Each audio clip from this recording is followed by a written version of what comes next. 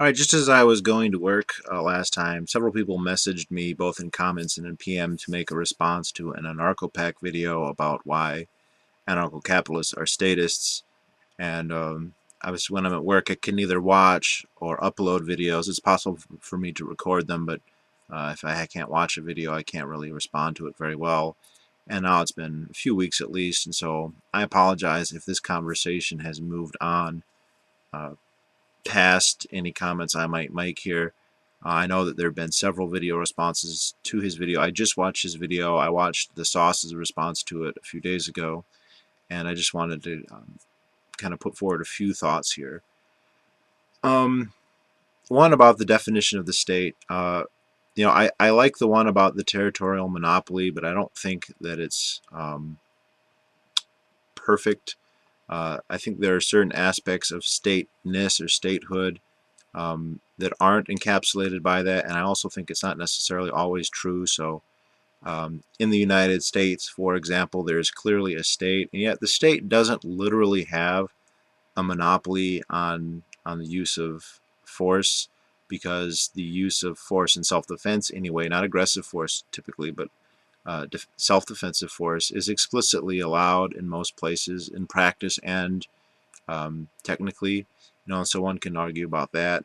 Um, I tend to view the state more in terms of it's a legal hypocrisy or a cultural double standard where in one institution or there is an institution within society that um, is able to unilaterally basically contravene or act against laws that are uh, applied to everybody else. So you or I can't tax or can't conscript or can't kill, but one institution in our society can, and that is the state. And the exact scope of where that hypocrisy goes, it varies from state to state. So in the UK, the state can stop you from saying things that you don't like, that it doesn't like, or that it deems inappropriate. It can throw you in prison. Remember, just in 2000, during the Olympics, somebody said something rather mean-spirited about Tom Daley, the diver, and he was picked up by the police. I don't believe he was eventually charged. Whereas in the U.S., the state does not do that, at least yet. And so that's just uh, a, a difference in how they apply their hypocrisy, but you know that's, I think, one of the defining characteristics. I haven't really written this out. There's a couple other people. I know Junior Bacon Cheese has kind of talked about it in these terms. I don't know. I mean, this isn't the most common way I've heard it described, but the idea that anarcho-capitalists favor a state because they believe in the use of force, I think is probably going to be hypocritical, because in whatever system you favor anarchopac, whether and I know you're an anarcho-syndicalist of some type. Let's say that we have whatever your system is. If I get the details wrong, it's kind of irrelevant. But let's just say, you have a community, whether it's just a factory or a communal living arrangement or whatever, and everything there is the system that you would like. And then let's say that a third party enters the scene and begins to expropriate your property. Say they start stealing from your factory, stealing from your house, encroaching on your land, whatever, or even threatening your lives with injury or even death. And so you respond with violence. You respond with defensive force. You prevent them from doing this. Uh, does that suddenly make you a state? Your commune, whatever it is you want to, however you want to define your thing, does that make it a state because it was willing to use force to defend itself? If you want to say that, I guess fine, but that would make it a different type of state altogether than the current kind that we have. Likewise, you know, if I have my own private property, my own homestead, let's say a farm or a business, and someone comes to rob from me or to expropriate my property, I'm just telling you straight up that I think it's perfectly justifiable, and I'm perfectly willing and able to use a deadly force to defend my property, does that suddenly make me a state? Now, according to your video, that would make me a microstate of just my little property. Um, I think that's A, it's a different order of magnitude. B, it's not exactly, it's an equivocation to say that that is the same as what current states do. Because current states are clearly not just engaged in defensive violence. They are engaged in offensive violence and hypocritical offensive violence. They don't, if you or I did the same thing, they would condemn it, but if they do it, it's okay. And, and in the anarcho-capitalist society, it's not okay. It's considered illegitimate. So I think this is really your attempt. It's not a straw man, but you're trying to um, shift the definitions and win the argument that way. So they're not really. This is the real common anarcho-syndicalist kind of critique of libertarianism, is to go after the etymology of the word and be like, well, you're not really a libertarian and you're not really an anarchist, and these are not substantive debates. I mean, we're arguing about the definition of a word, not what they mean. I mean, it's important to be clear what we're talking about, but um, anarcho-capitalists don't advocate a state. They don't advocate an institution that has the power that the current states have. And if you want to say there are certain similarities between the two, fine. But then your society, I'm going to guess, is going to have similarities also. You're not going to just, if you get attacked, is your society just going to be like, well, we can't do anything, let's just let ourselves be expropriated? Or are you going to respond defensively? And if so, that doesn't mean that that similarity is an equivocation between the two, and I think it's wrong for you to assert that. Now, the other point is you started talking about, well, really, what you were talking about. I don't think you used the word, but you were saying, well, basically, anarcho-capitalists just want what we currently have. They just want it to be funded differently, and this is entirely incorrect. Um, the state is a centralized institution, and it's not simply that it's funded by taxation that uh, anarcho-capitalists are against. It's also that it's the only provider of that service. And so it's real common, and some of the more lukewarm libertarians, even some of the conservatives, they use this word privatization, and the idea is basically you take a government institution and you basically just take the government name off of it, and you put basically a Walmart or a corporation title on it, and you just say, okay, it would be like in mail service to say, okay, the U.S. Post Office now, that's going to be run by UPS, and this is not what uh, anarcho-capitalists are talking about. Um, Usually, privatization in the contemporary political sense means that it still retains its monopoly status. So currently, it's against the law to compete with the Postal Service in first-class mail delivery. You can compete with them in packages, but you can't have a service delivering letters. People have tried to do it, and they get taken to court and put out of business by the government.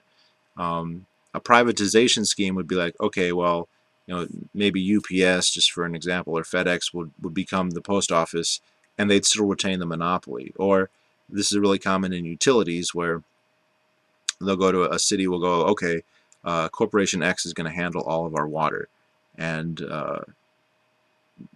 people derive this solution because it is, and say, well, they're not going to receive any tax money, but they're still going to retain the utility monopoly. But a free market solution would be nobody's obligated to pay them, no one's obligated to use them. They don't get any tax money, obviously. They don't get any kind of subsidies whatsoever from the government. They just have to compete, and if people don't want to use their service, they don't have to pay for it. And they're fundamentally different approaches with different results. The idea that an anarcho-capitalist society either should or would ape the current society is rather silly. So, people get into big debates about defense and, um, you know, the opponents of anarcho-capitalism like to posit, like, how is the anarcho-capitalism, how is it going to keep the army? And the idea being that, say we abolish the United States government, then somehow we'd have to keep the U.S. military.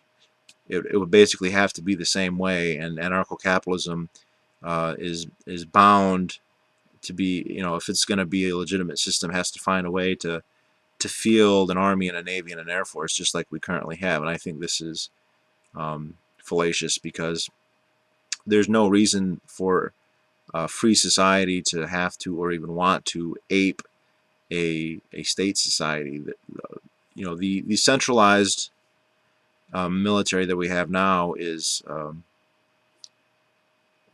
not it's not some ideal organization that we should hope to emulate or reproduce in a free society. It's a centralized organization mostly designed to defend the interest of the state. I know socialists like to pretend that it's there to protect a certain class, uh, which is kind of interesting, because in your video, oh, the state's there, it's there to protect the bourgeoisie or the upper class, and yet it's a democratizing, egalitarian institution also. So I don't know if to what degree you hold both of those views, to what degree you reconcile them in your mind.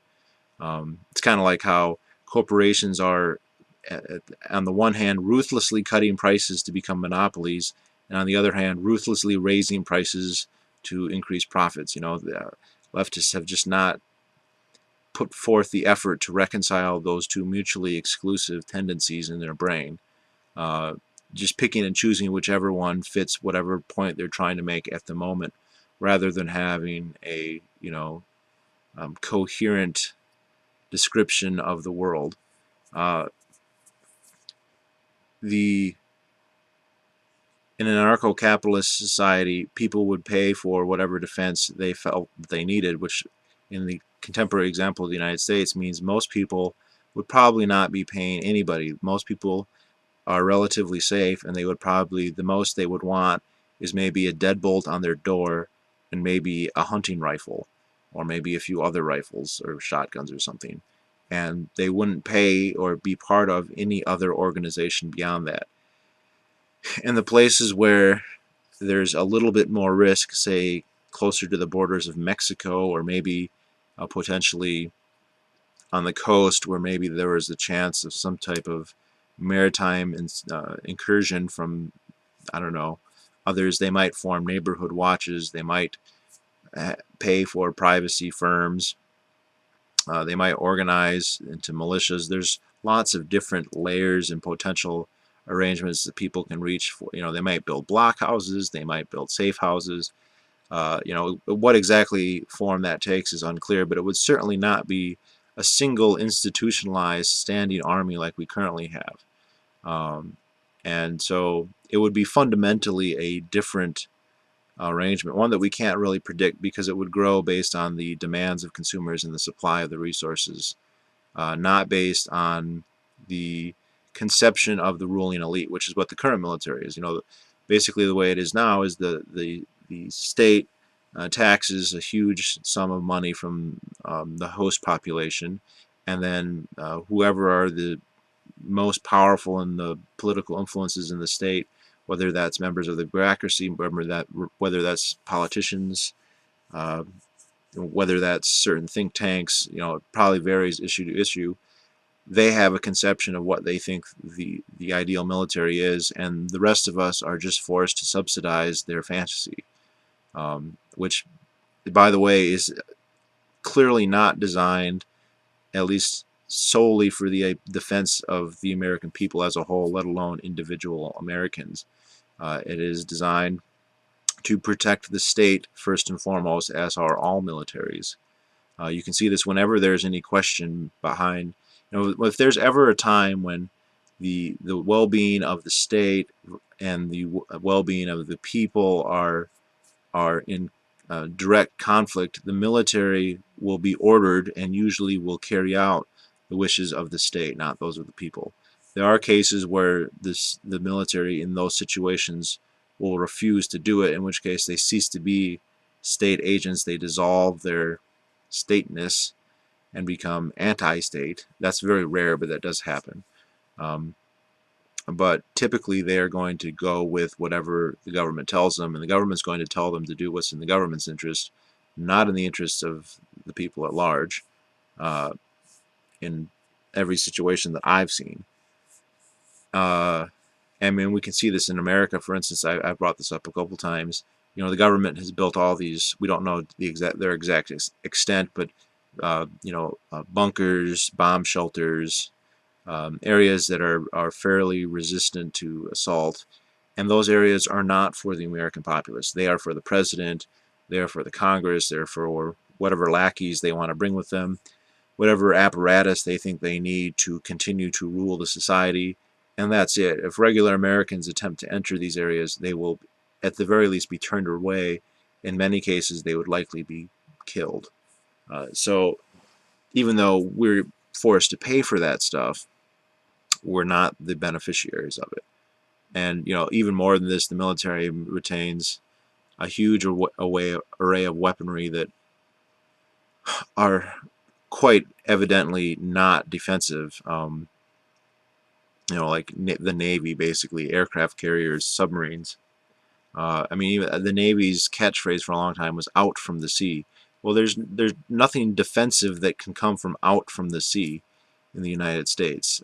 They exist to project power, and the UK is scarcely any different. Just it's pathetically less well funded than the American system. But that's just a question of which host the varying parasitic states have.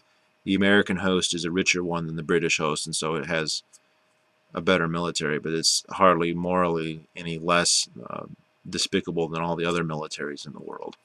Um, which I'm sure, I mean, you probably agree with, but the idea that an anarcho system seeks to or likely would simply create that same military just with a Walmart name tag on it is just silly.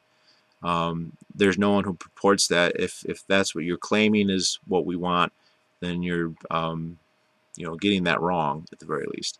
Now the other thing is that you mentioned is you think that we're worried about democratization. Well, first of all, I'm just sick and tired of this.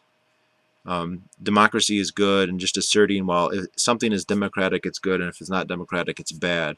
That's just an assumption. There is no basis at all for just assuming that whatever is democratic is hence good.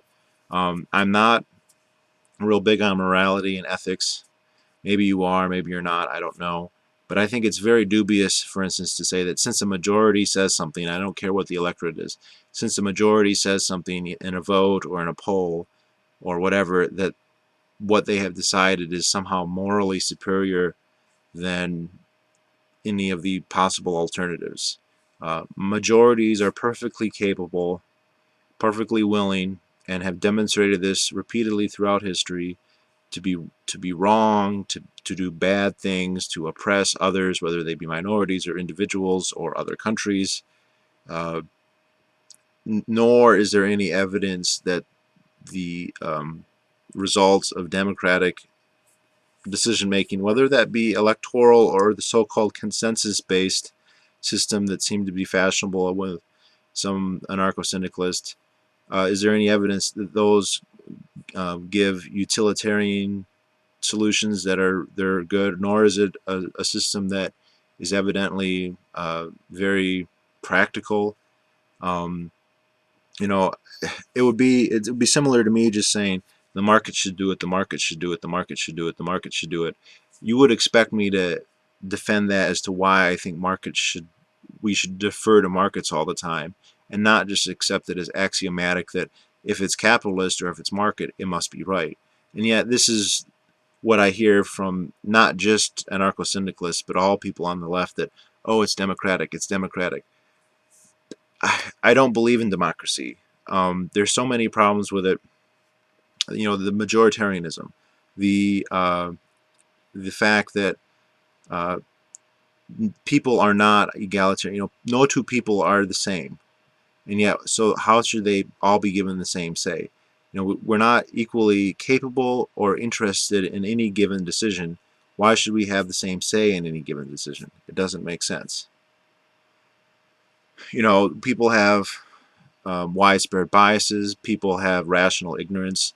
Um, I can tell you what I want to have for dinner. I can tell you what kind of music I like. I can tell you lots of that. But if you ask me to vote about what kind of power generation we should have for our factory, I really don't know that much about that. Maybe I'm sure there are people who are, but I wouldn't really know. But my vote would count the same as an electrician or someone who works a lot at the factory or whatever.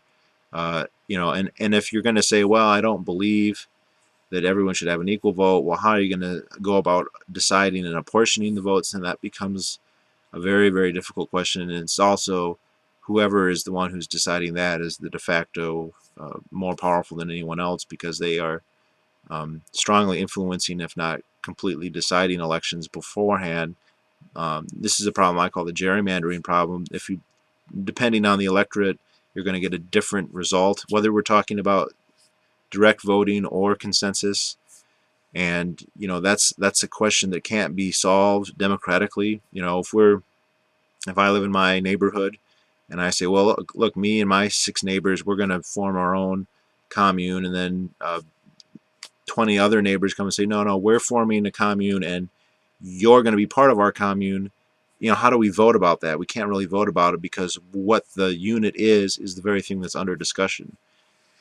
And I've asked other socialists about this, and their answer is always, oh, it's just obvious what the political unit should be. And I think that's just a cop out. It's just hilarious. Like it's just obvious what they should be, so we don't even have to have a provision of how we're going to decide. You know, I don't think it's satisfying or persuasive for you to just say, well, it's democratic. Um, I mean, that works with a lot of people because democracy is a politically correct term, but there's no evidence for my money that democracy is a good idea unless you're using it in the vaguest sense of the term. Like the people, because you could say the market is the people, but that's just not how most people use it. I'm sure that's not how you're using it. So I think that needs some qualification on your part. And um, it in a market system, the producers, the capitalists, they are at the mercy of their consumers. They cannot dictate to them what to buy and what not to buy. And consumers don't care what demands they're placing on producers. They don't care how hard it is for them to meet their demands. If you can work very, very hard, and people could just say, I don't like the color of your product, I'm not going to buy it, and that's that. It doesn't matter that you did a lot of research or whatever. And this is an aspect, because socialists tend to think of capitalists as just having dictatorial power, and this is clearly fallacious, especially on a free market. Of course, if we have a government and it says that all competition is outlawed and only company X can produce gasoline, then yeah, then they have a monopoly and people have to deal with them. But the only monopolies that ever exist in society are because of the state, not lack thereof. Um, so I think most of the fears about a free market society are phobias or myths. The idea that business will conglomerate into mega corporations or single monopolies. That's not something that's borne out by history or makes sense theoretically. Yet it's an assumption in most anti-market rhetoric. Uh, Another thing, and I kind of touched on it before, is egalitarianism is taken to be an axiomatic thing, and egalitarianism, I guess in certain very, very vague, broad senses it makes sense, but in terms of the actual allocation, utilization, and use of resources, it doesn't make any sense at all. No two people are equal, not a leaf, not a tree. No animals are. I, I, things are not identical. We all look different, we sound different, we have different perspectives, we have different life experiences. Our brains aren't all the same. And I'm not saying that to suggest that some people are superior and hence have a legal or moral authority to rule over others, which is the conflation that Anarcho-syndicalists like to make, oh, you're not egalitarian, then you want there to be a king who rules everybody. No, those are two different statements, and they don't include all possibilities. If I just say not all people are the same height, it doesn't mean I think that people who are the tallest should be our gods. I'm just pointing out a fact that we're not all the same. And I think that's good. It would be boring if we were all the same. We would have no reason to specialize or to um, you know uh, no interesting reason to even meet other people, because it's another clone of me. Why should I even care to meet you? Like, we're not all the same, and furthermore, we're not all equally qualified or interested to talk about the allocation of property. So, uh, just using my own life as an anecdote, like the first time I got a job, I was in high school, and I walked in and it was a fast food job. I worked at a Burger King, and I went in there, and maybe let's say 2 weeks after I was working there, Noam Chomsky became president, and he declared that all businesses would be owned by their workers. And we tar and feather our managers and kick them out, and the Burger King becomes the property of the 30 employees who work there. Well, I would have worked there for 2 weeks and known how to do one of the several dozen jobs needed just to run the store, never mind the thousands of jobs in the series of production needed to, build the equipment and the power and all that, just ignoring that for now.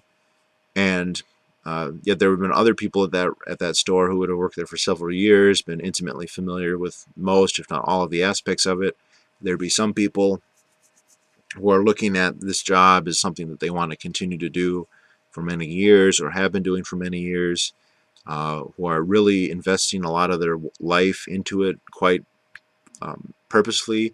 And then there were people like me who are thinking, this is how I'm going to make a little spare cash so I can pay the insurance on my car when I'm in high school. So we're not equally interested or knowledgeable about the system. So if we were to have a worker-run business, how would we apportion the votes? It's not clear. Certainly, one person, one vote doesn't really make any sense. Uh, and then second, uh, you know, and I've asked you about this before in the comments. I said, what's your experience as a worker?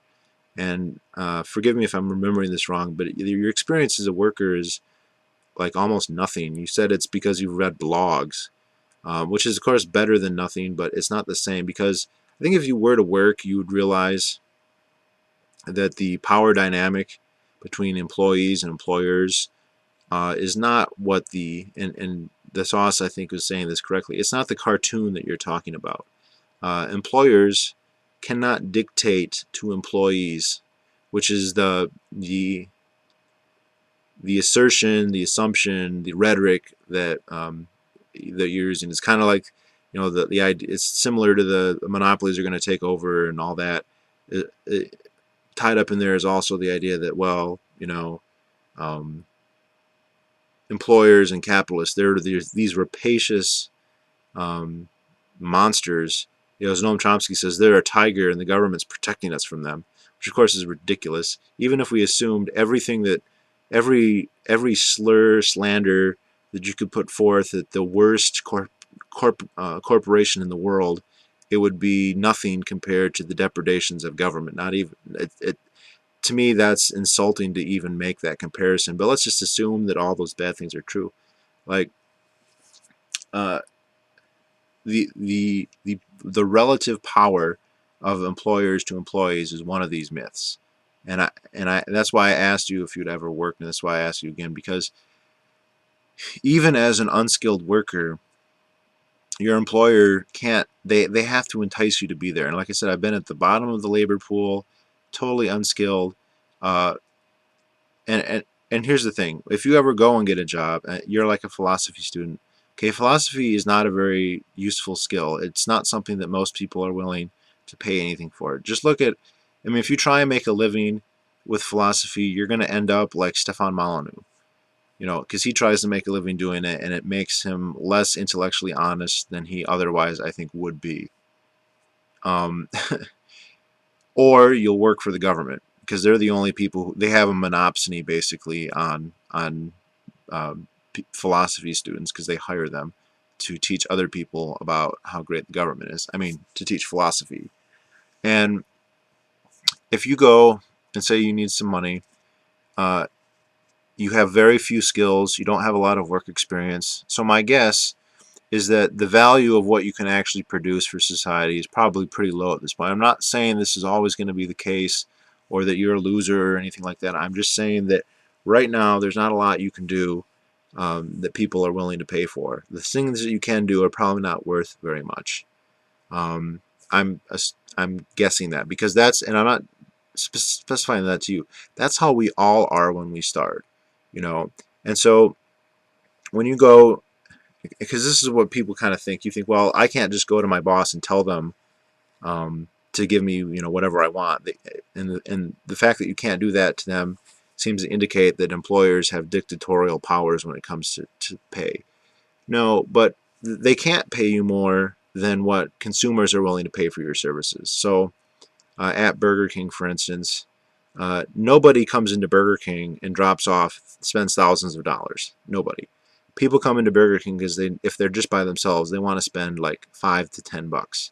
If they have a family of four, then 25, $30. But there's nothing that and when you figure out how much all the food costs and all the cost of electricity and everything, they're not willing to pay very much for you to make their sandwich and to hand it to them. And your employer can't pay you more than what the customers are willing to pay. Um, on the other hand, they can't pay you so little that you'll just go someplace else. There's opportunity costs. So if Burger King said, look, we'll pay you like 50 cents a day, I could say, well, geez, that sounds really nice, except Wendy's will pay me $4 an hour. So they will lose their workers that way. So they have to, the trend on a free market, and this is not the case if the government restricts competition, but the trend on the free market is for the remuneration of workers to approach the marginal revenue product, which is what the value of their labor is to the consumers of whatever it is they're producing. That's what it approaches. That's the trend.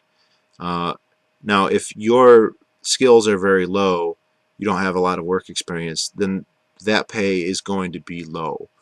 I'm sorry to say, you can't just go up and I mean, people don't like hearing this, but the only alternative is to say that people are just obligated to give you a wage for things that they don't value very much. I don't see how that's fair. That is just the other way of looking at slavery. Um, and so the low wages that are paid to low skilled people is not an indication of the dictatorial um, or the omnipotent bargaining power of employers, because employers absolutely 100% they need employees, and unlike the employee, if they don't have employees, then they're out all the money that they spent on the capital of the building or their industry or whatever it is they're running, and so they actually have money to lose. Not to mention the fact that many of them actually have dream, they actually have ambition. They want a succeeding business, whether because they want money or for some other reason, or usually a combination of the two. So they're incentivized to get employed. And I've made a video. I made a video titled "I'm a Wage Slave." I think I had another word in there too. I don't remember. It was to Miss Sexy Socialist was the lady I had in mind. Ladies may be too much of a word, um, if I remember correctly from the title. Uh, in my experience, and this isn't just my personal experience, but my observation, once you become a more reliable worker, a more skilled worker, you can demand wages or higher wages, better benefits, and you can get them, which is simply not possible in the worldview that you're talking about. In the worldview that anarcho-socialists and other leftists talk about, you can basically, if things worked the way they said, then nobody would make more than government mandated minimums. Everybody would make minimum wage and nobody would make more than that because All the evil companies, they want to maximize profit, which is true. They do want to maximize profit, and the way they're going to do this is they're just going to get all together and form a giant monopsony cartel where they lower wages. Now it doesn't work that way because if let's just say that happened, let's say every this totally implausible. Let's just say every employer in the entire country got together and said, let's all pay our workers minimum wage. Every worker, no matter what they do, and just watch the profits roll in. Um, and let's say the government doesn't stop them, uh, and the government says, well, there's a minimum wage, and as long as they pay that, you're square with us. Um, do you really think that would work? No, because then the first company that says, well, we're making huge profits now. Let's increase our pay by 1 penny an hour, and then we'll have the very highest quality labor force that's available because we'll have, they'll all come to us because we pay more. And then as soon as they do that, they'll have a comparative advantage because even though they're only paying a penny more an hour, they have the very best labor force, which you're all up on labor, so you should probably think that would give them an advantage. And it does. A good labor force gives you an advantage. Something else I learned when I started to move up past fast food into other things, just a little change in the hourly rate gives you a better pick of the labor force, gives you a better business. Maybe you've never seen that or read that on your blogs by communists or whatever, but I've seen it in real life. Working at low skill, I'm not talking like high skill stuff. I'm talking low skill. A little difference in the pay gives you a better labor force. So what's going to happen is wages are going to get bid up, and they're going to get bid up not forever, not to the moon or to millionaire dollar. They're going to be bid up until they get to the point where they approach what the value of the monetary value of their labor actually is to consumers.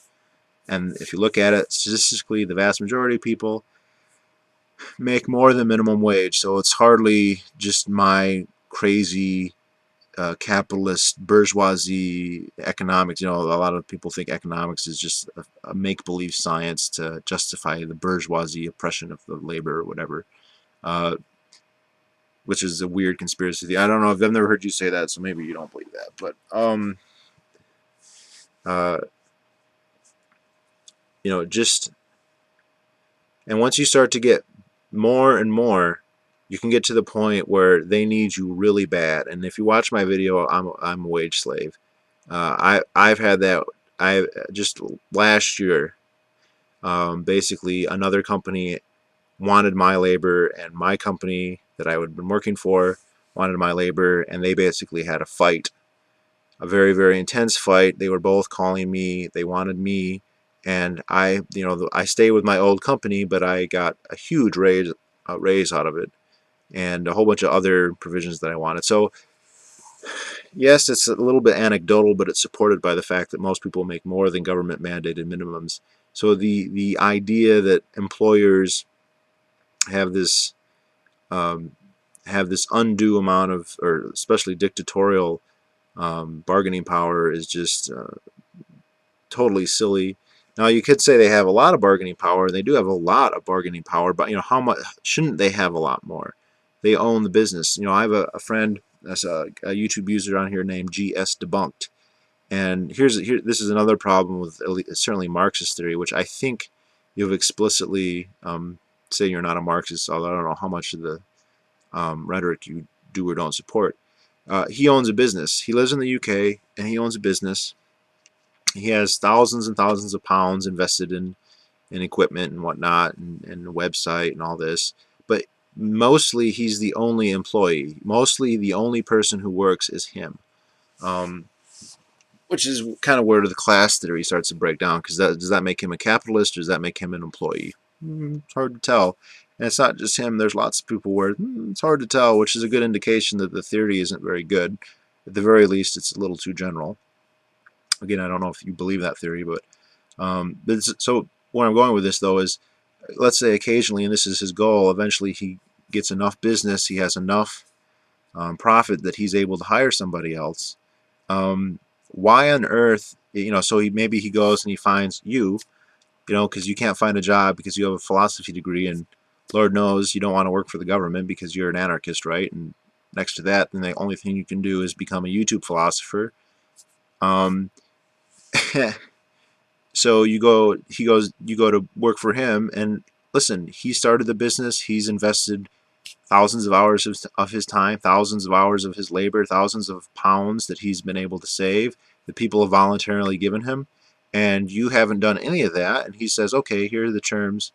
You know, do you think that you should be in a position to tell him how much you need to make, you know, to run the company? Should you have a vote? Like if you were going to vote, you get one and he gets one and that's it. I mean, does that really make a lot of sense? I don't think it does. Now, what are your terms of employment? What should they be? Well, there isn't a libertarian theory that says what they should be. It should be between you and him. You and him would have to negotiate, you know, and he would say, listen, I'm the boss. You're going to do what I say, and I will pay you this much for each hour of your work or whatever. And you could say, okay, well, I don't think that's fair. I'd like a little bit more or maybe a little bit more flexibility. And if he says, okay, that's fine, then you both agreed, and what's the problem? You know, just because the two parties agreed, and this is kind of where I really don't like anarcho-syndicalists, because they see two people working together and they decide, well, I wouldn't agree to that, or I think that they should agree on different terms, and so the entire arrangement is somehow ethically or morally wrong in some absolute sense, that I'm going to condemn the whole thing. I just think this is, um, I don't know a nice word for it. It's very hubristic and very conceited to start telling that to people. Now, it's one thing if someone says, well, sure, I'd like to make twice as much money. Oh, well, they're not, then they must be oppressed. No, they agreed to it. You know, they didn't have to. You don't have to work for GS Debunked if you think you're going to get a great job as a philosopher, you know, working at some university or whatever. But um, you know, if you do, you know, if you say, if you do agree to the terms, that's fine. And I don't think it's it's too too evil for him to assume that he should have more control over the company than you, since he's put so much more into it. And that's the other, I haven't heard you say this, but commenters from your videos have this idea that you know, capitalists just fucking sit on their ass and just like oppress workers to become wealthy is just silly. The only way you can become wealthy in a free market, this isn't necessarily true if the government's going out handing out favors, but or collecting taxes, is by providing to work to provide goods and services that other people value. That's the only way you can do it. You know, and the genesis of all fortunes, that free market fortunes, is somebody working hard to provide goods and services that people value enough that they're willing to exchange for them. That's how it starts. Now, if they're very successful after a time, usually decades, but sometimes in a few cases quicker than that, you have the Mark Zuckerbergs and a few other people who will become millionaire or billionaires in just a few years or even a few months, but that's exceptionally unusual. Most people, it took a long time, and usually multiple failures. You know, Henry Ford went bankrupt like half a dozen times before he finally started to really be successful. Um, you know, but they've earned that. You know, they've earned it, or their parents gave it to them, and I don't see what the big moral indignation is about a parent willing their wealth to their child. You know, they didn't just get wealthy by sitting. I guess somebody commented on one of my videos, like they just sit at their desk and they order people to do stuff. Well, how did they get to the point where they had an office with a desk? Did they just order workers to build them a factory and they just did it? They they had to have they had to have earned the wealth to do that. And if they didn't earn the wealth to do it, it's because the government gave it to them or put their competition out of business, which isn't all that unusual, but that's not free market. Anarcho-capitalists are dead set against that. So, all right, man. Well, this video is pretty long. I see it's almost 45 minutes at this point. I do apologize if there's anything in here that has already been addressed to one degree or another by you or to somebody else, either in the comments or any of your subsequent videos. But since I got asked several times to do it, I thought I would. So that's that.